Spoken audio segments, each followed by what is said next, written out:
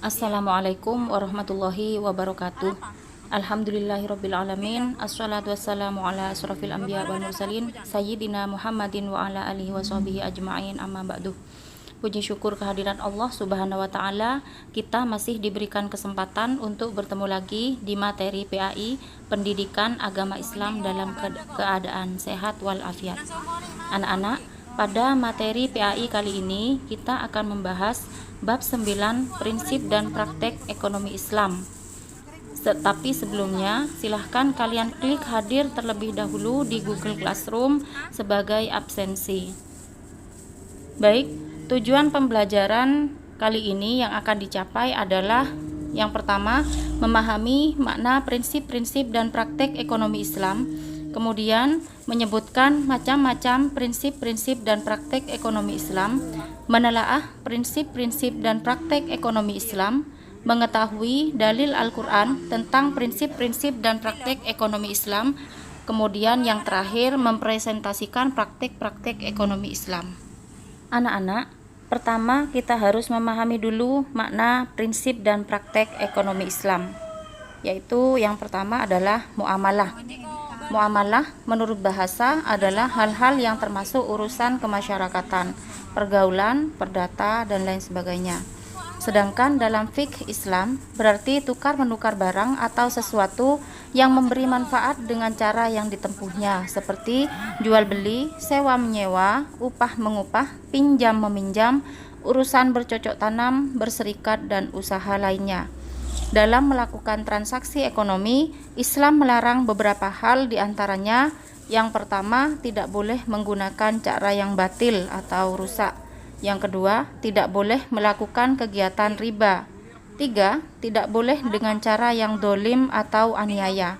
Yang keempat, tidak boleh mempermainkan takaran, timbangan, kualitas, dan kehalalan. Yang kelima, tidak boleh dengan cara spekulasi atau berjudi. Yang keenam, tidak boleh jual beli barang haram. Selanjutnya, macam-macam muamalah. Muamalah yang pertama adalah jual beli. Pengertian jual beli dalam Islam. Jual beli secara bahasa yaitu perdagangan atau jual beli al-bai', at-tijarah, dan al-mubaddalah. Sedangkan pengertian jual beli secara terminologi yaitu menukar barang dengan barang atau barang dengan uang dengan jalan melepaskan hak kepada pihak lain atas dasar saling merelakan. Akad yang tegak atas dasar pemikiran harta atas harta, maka terjadilah penukaran hak milik secara tetap. Kesimpulannya, jual beli itu adalah suatu perjanjian yang dilakukan oleh kedua belah pihak dengan cara sukarela sehingga keduanya dapat saling menguntungkan. Dalil Al-Quran tentang jual beli. Allah Subhanahu wa taala telah berfirman dalam Quran surah Al-Baqarah ayat 275. A'udzu billahi minasyaitonir rajim. Bismillahirrahmanirrahim. Wa ahallallahu al-bai'a wa harramar riba. Yang artinya Allah telah menghalalkan jual beli dan mengharamkan riba. Quran surah Al-Baqarah ayat 275. Rukun dan syarat jual beli.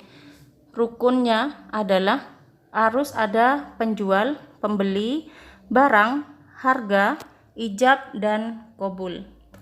Syarat-syarat jual beli diantaranya adalah penjual dan pembelinya haruslah sudah baligh, sehat, dan atas kehendak sendiri. Uangnya harus halal. Barangnya harus suci dan bermanfaat. Barang dapat diserah terimakan. Tidak sah menjual ikan yang masih ada di dalam laut atau barang yang sedang dijadikan jaminan. Kemudian, keadaan barangnya harus diketahui oleh penjual dan pembeli. Barangnya juga merupakan milik sendiri. Kemudian, ijab qabul atau serah terima. Contohnya adalah saya membeli barangmu, ya, saya menjual. Dalam akad jual beli itu juga ada khiyar. Khiyar itu adalah bebas memutuskan antara meneruskan jual beli atau membatalkannya. Hukumnya khiyar itu boleh atau mubah. Macam-macam khiyar. Yang pertama adalah khiyar majlis. Khiyar majlis itu adalah selama penjual dan pembeli masih berada di tempat berlangsungnya transaksi tawar-menawar, keduanya berhak meneruskan atau membatalkan jual beli. Kemudian khiyar syarat. Khiyar syarat itu adalah khiyar yang dijadikan syarat dalam jual beli. Misalnya, saya jual barang ini dengan harga sekian dengan syarat khiyar 3 hari.